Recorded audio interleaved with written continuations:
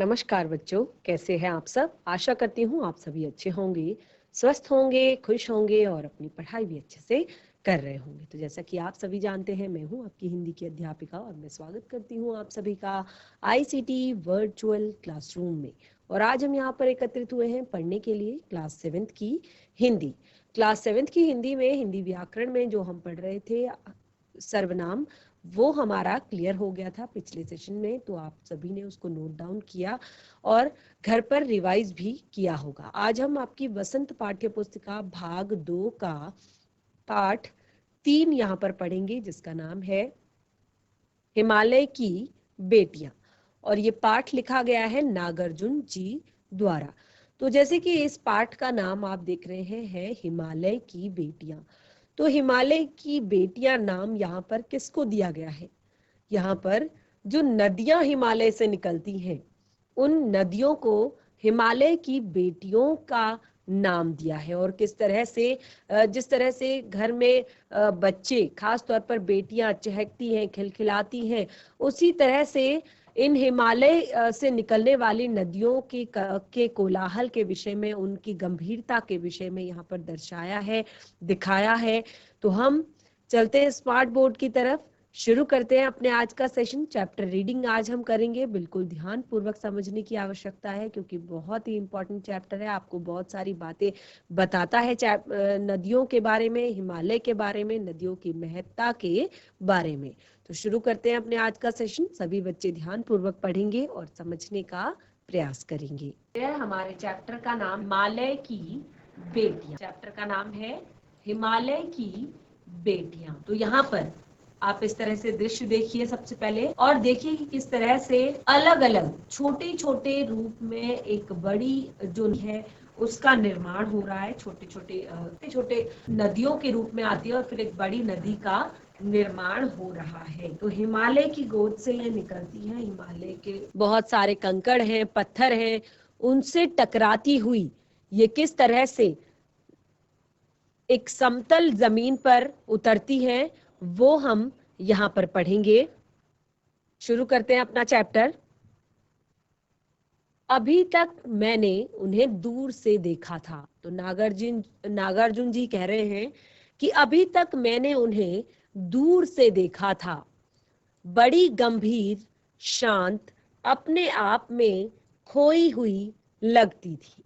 तो आप देखेंगे जो समतल, जो मैदानी क्षेत्रों की जो नदियां हैं, उन्हें आप देखते हैं, और खास तौर पे जब आप दूर से देखते हैं, खास तौर पर जब आप दूर से देखते हैं, तो वो कैसी प्रतीत होती हैं? जैसे ये बहुत ज्यादा गंभीर है, शांत है। गंभीर यानी कि अपने आप में खोई हुई है, कुछ सोच रही है बहुत गंभीरता से, और किसी संभ्रांत महिला की भांति वे प्रतीत होती हैं। संभ्रांत महिला यानी कि जो बहुत ज्यादा गंभीर है, बहुत ज्यादा एक बुजुर्ग है, बहुत ज्यादा अनुभवी है, इस तरह की महिला सी वो मुझे प्रतीत होती हैं।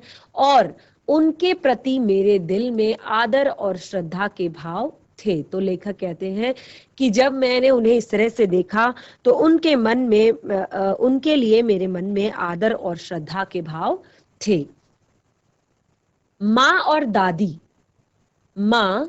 और दादी की गोद की तरह मैं उनकी धारा में भी डुबकियां लगाया करता था। जैसे हमें जितना ज्यादा प्रेम हमें अपनी माँ की, अपनी दादी की, अपनी मौसी की, अपनी नानी की, अपनी मामी की गोद में मिलता है, उसी तरह लेखक कहते हैं कि उसी प्यार की गोद में, उनकी जो धारा है, उसमें मैं डुबकियां लगाया करता था। परंतु इस बार जब मैं हिमालय के कंधे पर चढ़ा, तो अभी तक लेखक उन्हें मैदानी क्षेत्रों में ही देख रहे थे, मैदानी क्षेत्रों में ही नदियों को देख रहे थे, उनके जल को देख रहे थे। तो अभी तक उनके मन में एक अपार श्रद्धा का भाव था, एक संभ्रांत महिला की तरह वो प्रतीत हो रही थी। लेकिन अब जब लेखक कहते हैं कि इस बार जिस तरह से देखिए, जब वहां पर शहर में रहते हुए भी, मैदानी क्षेत्रों में रहते हुए भी वो कहते हैं कि मैंने माँ और दादी की यानी कि उतना ही प्रेम, उतना ही स्नेह मुझे उन नदियों से भी मिला जितना कि माँ, दादी, मौसी, मामी और नानी की गोद में मिलता है। उतना ही स्नेह, उतना ही दुलार उनकी धारा में जब मैं डुबकियां लगाता तो उस समय मिलता था। लेकिन अब कहते हैं, परंतु इस बार जब मैं हिमालय के कंधे पर चढ़ा, या हिमालय के कंधे पर यानी कि जब मैंने हिमालय की यात्रा की, तो वे कुछ और रूप में सामने थी। अब जब मैंने हिमालय की यात्रा की तो इस बार वो कुछ और ही रूप में मेरे सामने थी, यानी कि जो मैं अभी तक उनके बारे में सोच रहा था शायद वो वैसी नहीं थी। अब कहते हैं कि मैं हैरान था, यही दुबली पतली गंगा यमुना, यही सतलुज समतल मैदानों में उतरकर विशाल कैसे हो जाती है। तो जैसे आपने देखा होगा गंगोत्री, यमुनोत्री और निकलती हैं, ये पतली छोटी छोटी दुबली धाराओं के रूप में निकलती हैं और धीरे धीरे ये समतल जमीन पर जाते जाते विशाल काय रूप धारण कर लेती हैं। तो लेखक कहते हैं कि जब मैं हिमालय के कंधे पर चढ़ा, यानी कि मैं कुछ ऊंचाई पर गया, हिमालय में मैंने जब चढ़ाई शुरू की तो मैंने इन नदियों का कुछ और ही रूप देखा कि मैं हैरान था। ये पतली दुबली गंगा, यही यमुना, यही सतलज समतल मैदानों में उतरकर विशाल कैसे हो जाती है। इनका उछलना कूदना, खिलखिलाकर लगातार हंसते जाना और यही भाव भंगिमा, यही इनका उल्लास कहाँ गायब हो जाता है, मैदानों में जाकर। क्योंकि किसी लड़की को जब मैं देखता हूं, किसी कली पर जब मेरा ध्यान अटक जाता है, तब भी इतना कौतूहल और विस्मय नहीं होता जितना कि इन बेटियों की बाल लीला को देखकर होता है। तो लेखक कहते हैं कि जब मैं किसी लड़की को देखता हूं, या जब मेरा किसी कली पर ध्यान अटक जाता है, तो तब भी मेरे अंदर इतना कौतूहल या इतना आश्चर्य नहीं उत्पन्न होता जितना कि इन बेटियों की यानी कि हिमालय की जो ये बेटियां हैं, हिमालय से जो निकलने वाली ये जो नदियों की धारा है, इनकी बाल लीला को देखकर। क्योंकि बाल लीला क्यों कहा है, बाल लीला क्यों कहा है? क्योंकि बाल लीला इसलिए कहा है क्योंकि जब ये मैदानों में आती हैं तो उन्होंने उनको संभ्रांत महिला की भांति कहा। जब ये मैदानी क्षेत्रों में आ जाती हैं तो ये अपने गंभीर भाव में आ जाती हैं, गंभीर हो जाती हैं। तो जिस प्रकार बेटियां जब वो छोटी होती हैं, अविवाहित होती हैं, तो एक अलग ही, जिस घर में बेटियां होती हैं वहां पे एक अलग ही चहल पहल रहती है, एक अलग ही खुशी का माहौल रहता है, एक अलग ही वातावरण होता है। लेकिन जब उन्हीं बेटियों की जब शादी हो जाती है और वो अपने परिवार की जिम्मेदारियां उठा लेती हैं, तो उनका स्वभाव गंभीर हो जाता है। तो उसी तरह से यहाँ पर लेखक ने अभी इन्हें बेटियां कहा है कि इन बेटियों की बाल लीला को देखकर जितना ज्यादा मुझे कौतूहल होता है, जितना ज्यादा मुझे विस्मय होता है, उतना कभी नहीं हुआ। तो वो कहते हैं, ये कहाँ भागी जा रही है, वह कौन लक्ष्य है जिसने इन्हें बेचैन कर रखा है। अपने महान पिता का विराट प्रेम पाकर भी अगर इनका अतृप्त हृदय है, तो वह कौन होगा जो इनकी प्यास को मिटा सकेगा। बर्फ जली नंगी पहाड़ियां, छोटे छोटे पौधों से भरी घाटियां, बंधुर अत्यधिकाएं, रस सरस सरस सरस उपत्यकाएं, ऐसा है इनका निकेतन। तो यहाँ पर लेखक आश्चर्य से, विस्मय से, देखिए आप देख सकते हैं निकेतन जो शब्द है उसके पीछे विस्मय आदि बोधक चिन्ह लगाया हुआ है।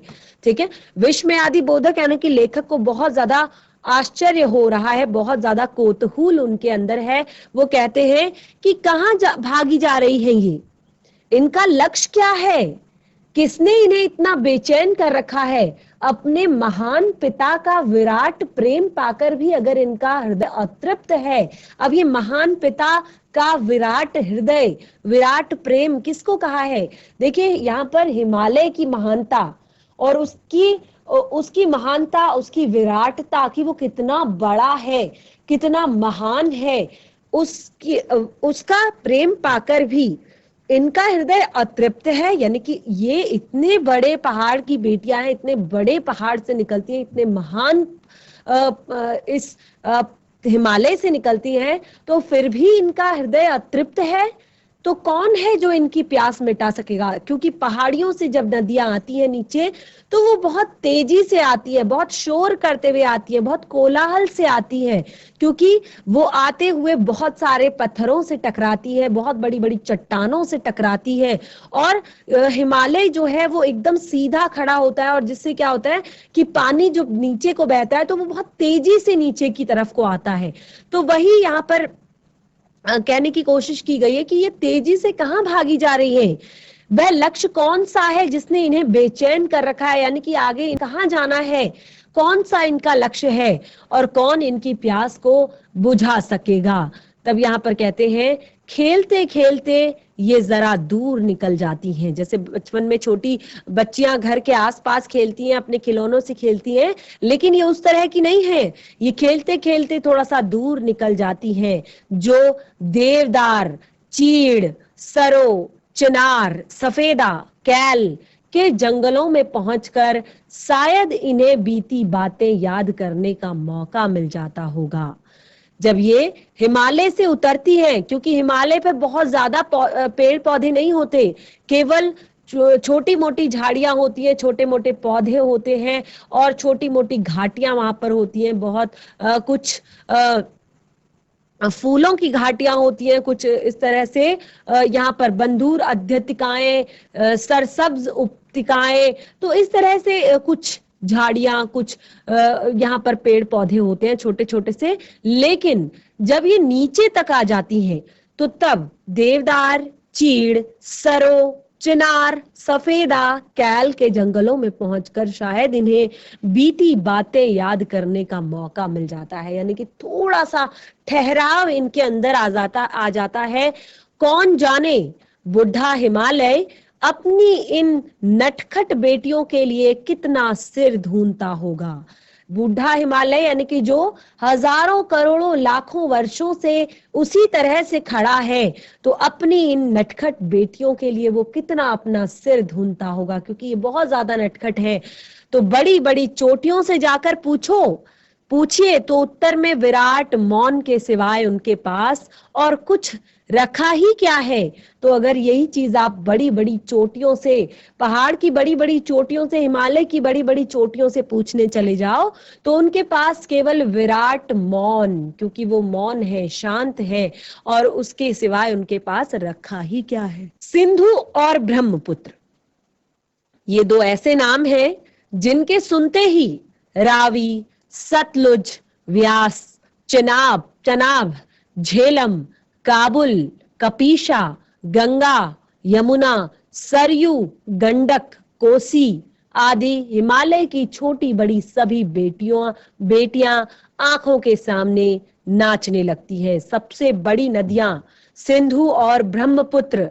तो लेखक कहते हैं, जब इन दोनों का नाम ले लो, अगर इन दोनों के नाम जब हम सुनते हैं, जब हम पढ़ते हैं, तो इन सुनते ही हमें ये जो छोटी छोटी नदियां हैं, रावी, सतलज, व्यास, चनाब, झेलम, काबुल, कपीशा, गंगा, यमुना, सरयू, गंडक, कोसी, जो हिमालय की ये जो छोटी बड़ी नदियां हैं, ये सभी आंखों के सामने नाचने लगती हैं। क्योंकि ये जो बड़ी बड़ी नदियां हैं, ये किससे मिलकर बनी है? इन्हीं छोटी नदियों से मिलकर बनी है। वास्तव में सिंधु और ब्रह्मपुत्र कुछ भी नहीं है। वास्तव में सिंधु और ब्रह्मपुत्र जो हैं, जो सबसे बड़ी नदियां कहलाई जाती हैं, वो कुछ भी नहीं है। दयालु हृदय के हिमालय के पिघले हुए दिल की एक एक बूंद न जाने कब इकट्ठा होकर इन दो महानदों के रूप में समुद्र की ओर प्रवाहित होती जाती है। तो ये यहाँ पर बताया गया है कि जो वास्तव में जो सिंधु और ब्रह्मपुत्र है, वो स्वयं कुछ नहीं है। अगर उनके केवल स्वयं का रूप देखा जाए तो वो स्वयं में कुछ नहीं है। ये तो दयालु हृदय, दयालु हिमालय के पिघले हुए दिल की एक एक बूंद, पिघला हुआ दिल, यानी कि हिमालय में हर वक्त बर्फ रहती है, हर सीजन में बर्फ रहती है, हर पूरे साल भर बर्फ रहती है, और यही बर्फ धीरे धीरे पिघलकर इन नदियों के रूप में, इन छोटी छोटी नदियों के रूप में, और फिर उसके बाद आगे आगे जब ये बहुत सारी नदियां इकट्ठी हो जाती हैं, जिस तरह से भागीरथी और अलकनंदा के संगम से गंगा नदी बनती है, तो उसी तरह से ये छोटी छोटी नदियां मिलकर बड़ी नदी बन जाती है। तो इन्हीं पिघले हुए दिल की एक एक बूंद न जाने कब इकट्ठा होकर इन दो महानदों के रूप में, सिंधु और ब्रह्मपुत्र के रूप में, समुद्र की ओर प्रवाहित होती है। कितने सौभाग्यशाली है वह समुद्र जिसने पर्वत राज हिमालय की इन दो बेटियों का हाथ पकड़ने का श्रेय मिला। तो अब यहाँ पर समुद्र को सौभाग्यशाली बताया गया है, क्योंकि समुद्र जिसे पर्वत राज हिमालय की जो ये दो बेटियां हैं, इनके हाथ को पकड़ने का श्रेय मिला है। जिन्होंने मैदानों में ही इन नदियों को देखा हो, उनके ख्याल में शायद ही यह बात आ सके कि बूढ़े हिमालय की गोद में बच्चियां बनकर ये कैसे खेला करती हैं। तो ये उन लोगों की बात हो रही है जिन्होंने नदियों को केवल हमेशा मैदानी क्षेत्रों में ही देखा है। तो वो बिल्कुल भी अंदाजा नहीं लगा सकते, वो लोग बिल्कुल भी नहीं सोच सकते कि बूढ़े हिमालय की गोद में ये जो बच्चियां हैं ये कैसे खेला करती है। माँ बाप दोनों की गोद में नंग धड़ंग होकर खेलने वाली इन बालिकाओं का रूप पहाड़ी आदमियों के लिए भले ही आकर्षक ना हो, क्योंकि पहाड़ी आदमी जो हमेशा पहाड़ पे रहता है, जो हमेशा पहाड़ों पर ही रहता है, उसके लिए भले ही इनका जो ये रूप है ये आकर्षक ना हो, लेकिन मुझे तो ऐसा लुभावना प्रतीत हुआ कि हिमालय को ससुर और समुद्र को उसका दामाद कहने में कुछ भी झिझक नहीं होती है।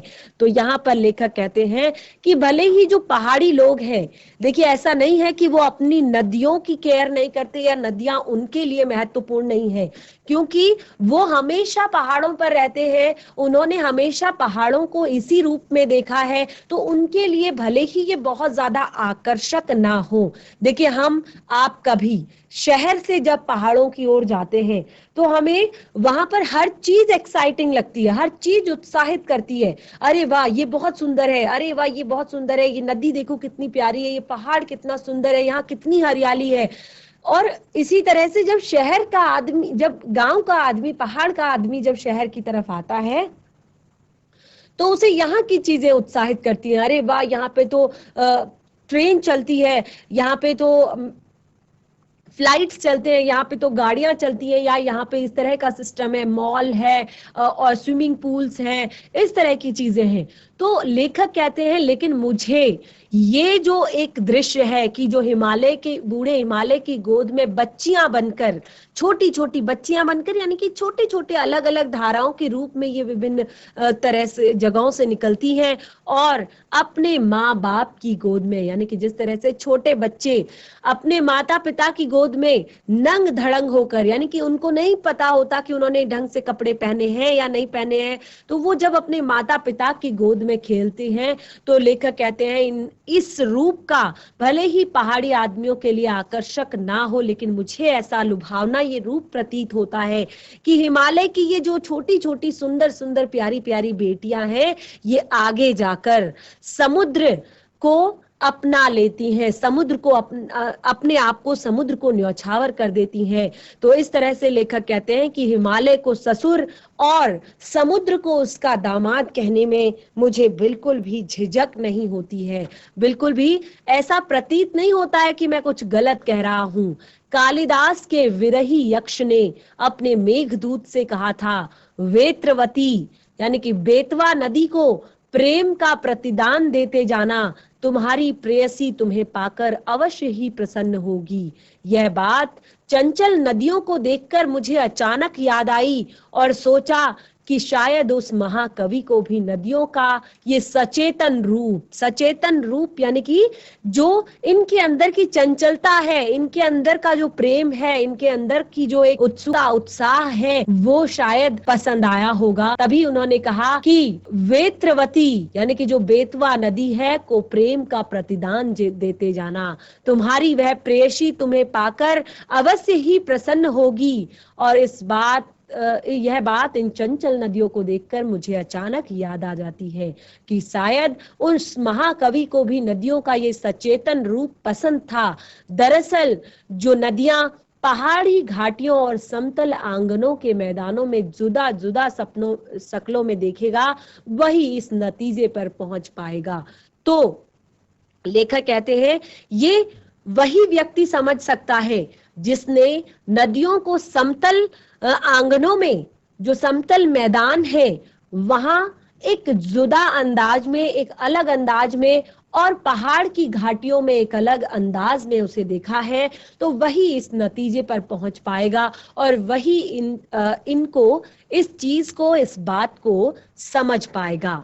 अब आगे कहते हैं, काका कालेकर ने नदियों को लोक माता कहा है, किंतु माता बनने से पहले यदि हम उन्हें बेटियों के रूप में देख लें तो क्या हर्ज है।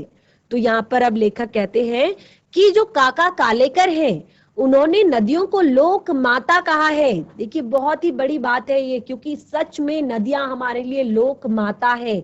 क्योंकि जितना भी हमारे देश में कृषि है, पूरी जो कृषि है वो नदियों पर डिपेंड करती है, पानी पर डिपेंड करती है, नदियों के पानी पर डिपेंड करती है। जो ये बड़ी बड़ी नदियां हैं इन पर निर्भर करती है। तो लोक माता, तो लेखक कहते हैं माता बनने से पहले यदि हम इन्हें बेटियों के रूप में देख ले या बेटियां कह ले तो इसमें क्या हर्ज है। और अब कहते हैं थोड़ा और आगे चलिए, इन्हें अगर हम प्रेयसी की भावना करें तो कैसा रहेगा। अब लेखक कहते हैं थोड़ा और आगे चलिए, अब हम इन्हें एक प्रेमिका के रूप में, प्रेयसी के रूप में अगर हम देखें तो कैसा रहेगा।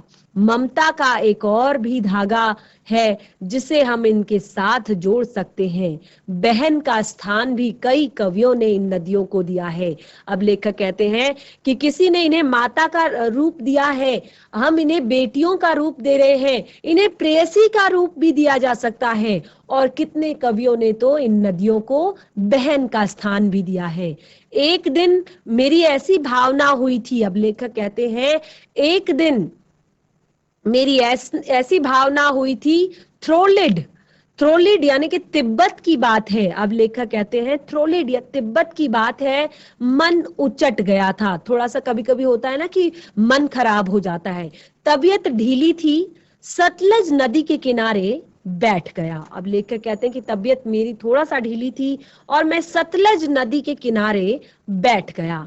दोपहर का समय था, पैर लटका दिए पानी में और थोड़ी ही देर में प्रगतिशील जल ने असर डाला, तन मन ताजा हो गया और मैं गुनगुनाने लगा। तो लेखक कहते हैं कि ये लिड, थ्रोलिड की बात है, तिब्बत की बात है। मन मेरा थोड़ा सा उचट गया था, यानी कि कभी कभी हमारा मन खराब हो जाता है तो हमें लगता है कि हमें थोड़ी देर अकेले में टाइम स्पेंड करना चाहिए। हमें वो बातें हमेशा बार बार दिमाग में आती है, और हम अगर किसी के साथ में होते हैं या कुछ काम कर रहे होते हैं तो हम बहुत चिड़चिड़े हो जाते हैं, फ्रस्ट्रेट हो जाते हैं। लेकिन वही टाइम अगर हम एकांत में व्यतीत करें तो हमारा मन जो है धीरे धीरे शांत होने लगता है। तो लेखक ने भी वही किया। वो कहते हैं कि मन थोड़ा सा उचट गया था, तबीयत थोड़ा सा ढीली थी और मैं सतलज नदी के किनारे जाकर बैठ गया। और कहते हैं दोपहर का समय था, पैर मैंने पानी में लटका दिए और थोड़ी देर बाद, वो कहते हैं थोड़ी देर बाद उस प्रगतिशील जल ने, देखिए जल को प्रगतिशील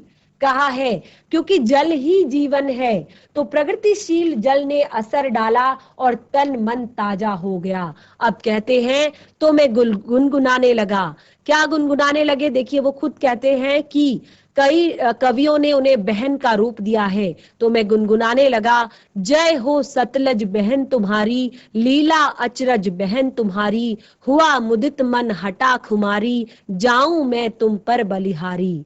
तुम बेटी यह बाप हिमालय, चिंतित पर चुपचाप हिमालय, प्रकृति नदी के नटी के चित्रित पट पर, अनुपम अद्भुत छाप हिमालय, जय हो सतलज बहन तुम्हारी।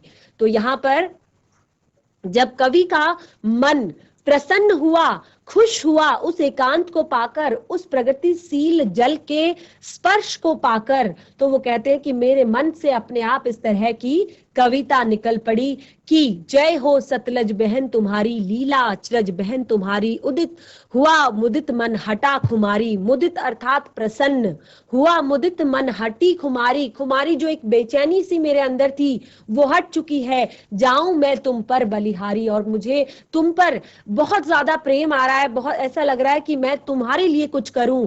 तुम बेटी, यह बाप हिमालय, तुम बेटी हो और तुम्हारे पिता हिमालय है। चिंतित पर चुपचाप हिमालय, तुम्हारे लिए चिंतित है कि आगे जाकर तुम्हारा क्या होगा, पर चुपचाप है, मौन है, खामोश है।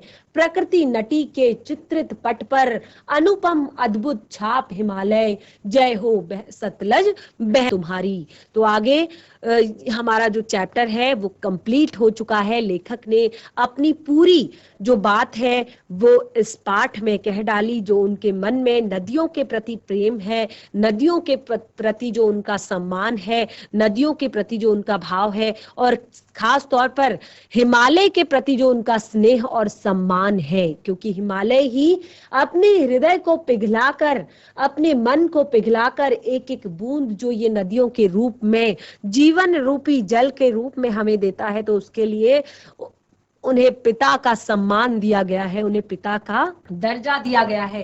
तो चैप्टर हमारा कंप्लीट हो चुका है। बहुत ही प्यारा चैप्टर था, आपने देखा बहुत छोटा सा था लेकिन बहुत प्यारा था। तो यहाँ पर कवि ने अपनी पूरी जो मन के भाव हैं नदियों के प्रति, हिमालय के प्रति, वो व्यक्त किए हैं। तो आप देख सकते हैं चैप्टर बहुत ही प्यारा है, चैप्टर का नाम बहुत ही प्यारा है। तो हिमालय की बेटियां चैप्टर 3 हमारा कंप्लीट हो चुका है। इस पाठ को घर पर एक बार रिवाइज करें, एक बार पढ़ें और समझने की कोशिश करें कि आखिर लेखक ने नदियों को हिमालय की बेटियां क्यों कहा है। चलिए पाठ से जुड़े हुए यहाँ पर प्रश्नोत्तर हैं, इनको एक बार फटाफट प्रश्नों को रीड कर लेते हैं, केवल पढ़ लेते हैं। और मैं आशा करती हूँ कि चैप्टर को पढ़ने के बाद आप लोगों को ये प्रश्नों उत्तर करने में इतनी ज्यादा दिक्कत नहीं आएगी, क्योंकि बहुत ही ज्यादा सरल और समझने वाले ये प्रश्नों उत्तर हैं। अगर आपने पाठ को समझ लिया है तो आप आसानी से इन प्रश्नों के उत्तर दे सकते हैं। तो जैसे कि यहाँ पर पहला प्रश्न दिया गया है लेख से, जो लेख यहाँ पर लिखा गया है नागार्जुन जी द्वारा, तो उससे पहला प्रश्न दिया गया है, नदियों को मां मानने की परंपरा हमारे यहाँ काफी पुरानी है। देखिए गंगा माता है ना, यमुना मैया, तो नदियों को मां मानने की परंपरा हमारे देश में काफी पुरानी है। लेकिन लेखक नागार्जुन उन्हें और किन किन रूप में देखते हैं। तो देखिए यहाँ पर जो आपका चैप्टर है इसमें लेखक ने नदियों को सबसे पहले तो हिमालय की बेटियों के रूप में कहा है, क्योंकि हिमालय जो है वो नदियों का उद्गम स्थल है। और उस जगह से जब हिमालय से जब नीचे जल गिरता है, पानी जब आता है, नदियां जब आती हैं, तो वो उसी रूप में आती हैं, कलकलाती हुई, छलछलाती हुई, खिलखिलाती हुई। जिस तरह से पिता के घर में बेटियां खुश होती हैं, खिलखिलाती रहती हैं, उसी तरह से यहाँ पर लेखक ने कहा कि हम उन्हें माँ भी मानते हैं, साथ में हम उन्हें बहुत ही अलग अलग, किसी कवि ने उन्हें प्रेयसी का भी रूप दिया है और किसी कवि ने उन्हें बहन का रूप भी दिया है।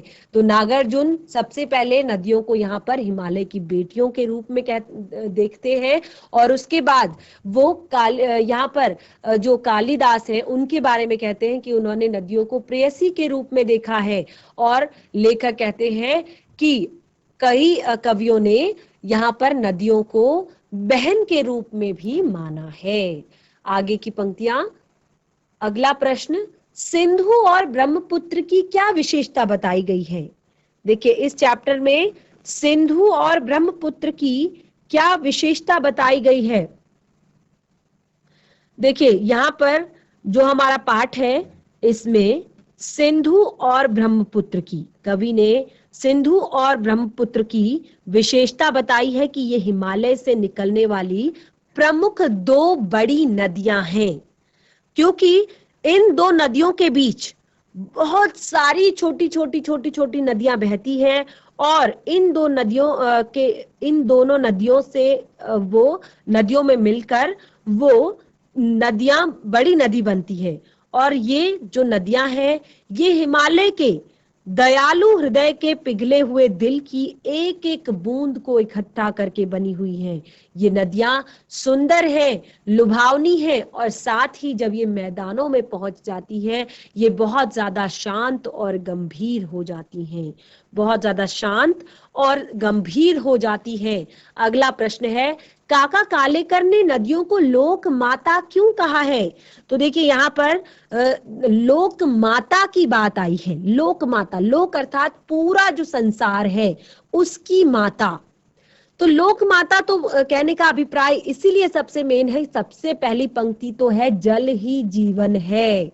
इंसान के लिए जल ही जीवन है। ये नदियां हमें जीवन प्रदान करती हैं और ये एक कल्याणकारी माता के कल्याणी एवं माता के रूप में ये समाज में पवित्र हैं। और साथ ही सबसे पहले लोगों ने जो बस्तियां बसाई, जो भी सभ्यताएं बसी, सबसे पहले जो हमारा इतिहास रहा, सबसे पहले जहां पर इंसान ने बस्तियां बसाना शुरू किया वो नदियों के किनारे ही बसाया, क्योंकि वहीं से उन्होंने खेती बाड़ी करना शुरू किया।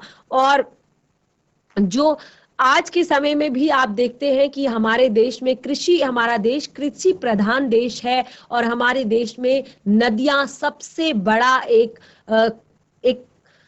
एक रास्ता है, एक जरिया है कृषि के लिए। तो इसीलिए यहाँ पर काका कालेकर ने नदियों को लोक माता कहा है। और बाकी आगे भी आप बहुत सारा उत्तर इसमें लिख सकते हैं कि नदियों की महत्ता बता सकते हैं। अगला प्रश्न है, हिमालय की यात्रा में लेखक ने किन किन की प्रशंसा की? जब लेखक हिमालय की यात्रा कर रहे थे तो उन्होंने किन किन चीजों की प्रशंसा की? तो देखिए सबसे पहले तो लेखक ने वहां पर बहने वाली सुंदर सुंदर छोटी नदियों की प्रशंसा की और पर्वतों की प्रशंसा की, बर्फीली चोटियों की प्रशंसा की, हरी भरी घाटियों की प्रशंसा की और तथा महासागरों की जो ये भूरी भूरी मिट्टी है उसकी प्रशंसा की। तो बच्चों इस तरह से हमारा चैप्टर 3 पाठ 3 कंप्लीट हो चुका है, वसंत पाठ्य पुस्तिका भाग 2 का, जिसका नाम था हिमालय की बेटियां। और बहुत ही अच्छा पाठ था, बहुत ही सुंदर पाठ था, बहुत बड़ी सीख हमें नदियों के प्रति, जल के प्रति यहाँ पर दी गई है नागार्जुन जी द्वारा। और साथ ही हमने पाठ से जुड़े हुए, यहाँ पर जो लेख से जुड़े हुए जो प्रश्न हैं इनको भी आपको एक्सप्लेन करने की कोशिश की है। तो जितना हो सकेगा पाठ को घर पर एक बार रिवाइज करने की कोशिश करें, पढ़ने की कोशिश करें और पाठ से जुड़े हुए प्रश्नों के उत्तर अपनी कॉपी में नोट डाउन करने का प्रयास करें। तो सेशन हमारा यहीं पे समाप्त होता है। हम मिलेंगे अपने नेक्स्ट सेशन में नए पाठ के साथ। तब तक के लिए धन्यवाद। आपका दिन शुभ हो।